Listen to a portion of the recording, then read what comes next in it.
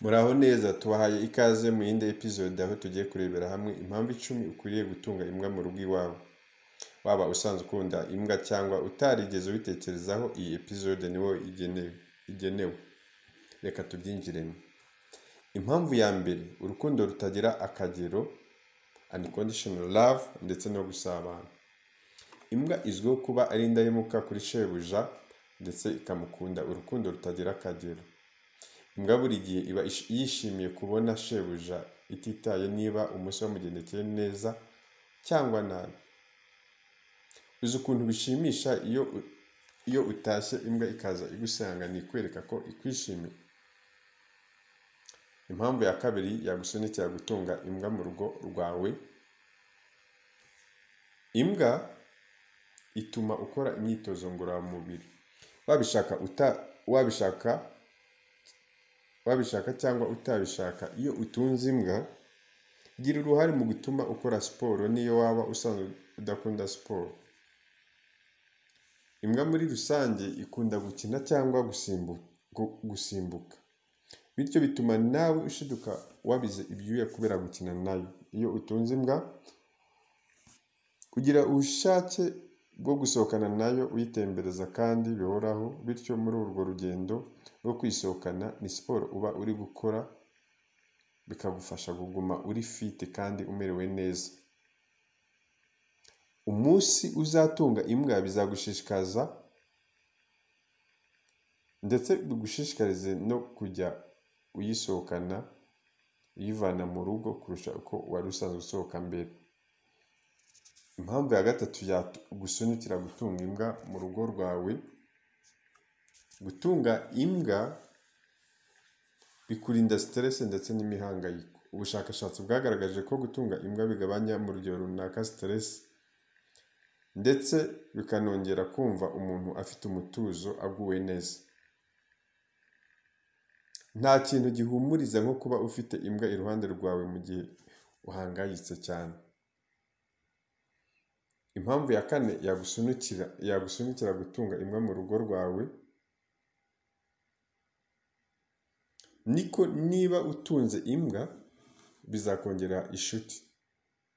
Iyo uri kugendana n'imbwa hari abantu bashya mutamenyeranye bazashimishwa n'imbwa yawe, bigatuma batangira kukuganiriza, bigatuma mugira ibihe byiza. Imbwa yatuma uhura n'abantu benshi mu gace ubamo. Hari umuntu utunze imbwa watangaje ko ashimira imbwa ye yatumye asabana cyane n'abaturanyi be benshi.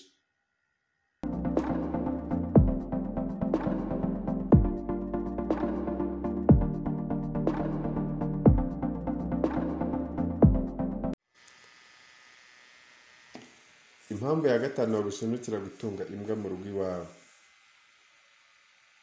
Kukurindira umutekano. Imbwa ni ingenzi kukurinda ba nyirayo kuko basinzira bizeye neza ko nta muntu cyangwa ikintu cyabinjira mu gipangu batabimenye, cyane cyane ku bantu bibana. Iyo hari umuntu ushaka kwinjira mu rupangu rwawe atarazi ko hari imbwa ikamuka, ahita agenda. Ndetse niba urupangu rwawe rwazagamo injangwe z'inzererezi zitagira bene zo, ntabwo zongera kugaruka iyo uzanye imbwa. Uzabona abantu bamwe batunga imbwa kubera kwirinda abajura cyangwa iyo bamaze iminsi bibwa ibintu byabo by'agaciro. Impamvu ya gatandatu yatuma utunga imbwa mu rugo rwawe. Kugira imbwa bituma uba umuntu wita ku nshingano. Kwita ku mbwa bigusunikira kwiga undi muco w'ingenzi ariwo kugira gahunda, kuko iyo ufite imbwa uba warayimenyereje amasaha uyigaburiraho mu gitondo ndetse no kuyitoza, bityo bitoza nyirayo kuba ari umuntu wita ku nshingano. Hari umuntu utunze imbwa wigeze kuvuga ko kuva yatangira gutunga imbwa mu rugo iwe byatumye ahinduka umuntu ugira gahunda. Impamvu ya karindwi yatuma utunga imbwa mu rugo rwawe niko imbwa yita ku marangamutima ya ba nyirayo. Imbwa ifite ubushobozi butangaje bwo gutahura cyangwa gusesenga amarangamutima ya nyirayo mu gihe yacitse intege cyangwa mu gihe ari down. Ikagira uruhare rwo kumwongerera akabaraga cyangwa gutuma ajya muri mood nziza, kuko ari kuyibona iruhande rwe, ndetse ikagerageza no kumukinisha isa nk'imuhobera.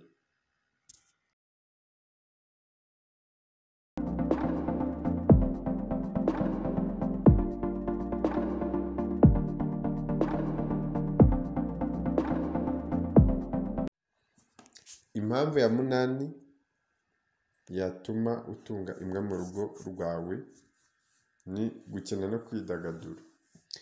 Imbwa ntabwo zijya ziramirwa gukina kandi mu buryo busekeje. Imbwa muri kamere yazo zifite ububasha bwo gutuma buri muntu wese mu muryango yishima kandi agaseka.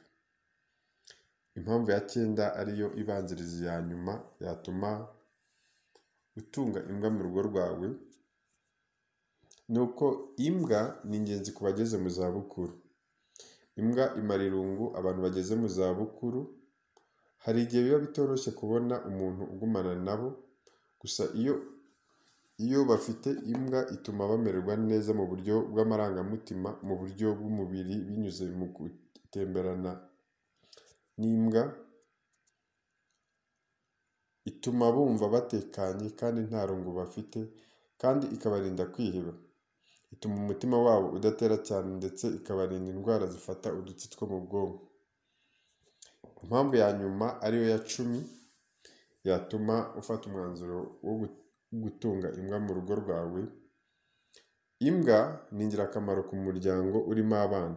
Imbwa ituma abana biga umuco wo kugira impuhwe, kwishyira mu mwanya w'abandi, ndetse no kwita ku nshingano. Imbwa ituma umwana atarira kuko ushobora kumusiga ukajya ku kazi cyangwa ukamara amasaha menshi utaragaruka, ariko n'iyo ugarutse usanga umwana atarize kuko amara igihe kinini ari gukina n'imbwa, bigatuma adashaka ababyeyi be cyane.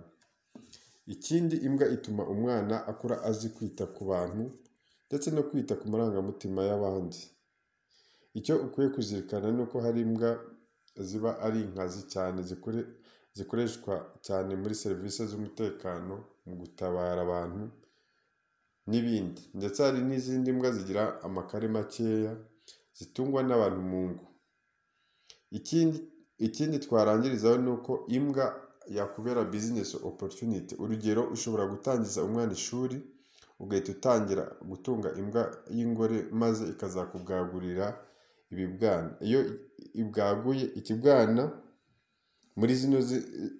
muri zino mbwa z'inzungu, kiba kigura byibuze 300,000. Icyo ni ikigura make.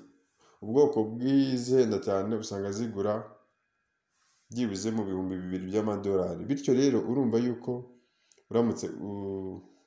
uramutse utunze imbwa mu rugo rwawe utazigera ubura minerivare mu rugo rwawe. Wakoze cyane kudukurikirana kuri channel ya Niyonzima Emile Official. Niba ari ubwa mbere wakanda subscribe, ushobora no gukora share ku nshuti zawe, ndetse na comment tuzaye ikaze. Uramutse ushaka imbwa twaguhuza n'abazifite z'umwimerere, kuko wabona nka Maltese, German Shepherd, Serbian Husky, Great Dane, Caucasian Shepherd, Belgian Malinois, Japanese Spitz n'izindi. Duhamagare cyangwa twandikiye kuri WhatsApp 083 515 900. Bye bye, mugire ibihe byiza birangwa n'ibyishimo n'amafaranga.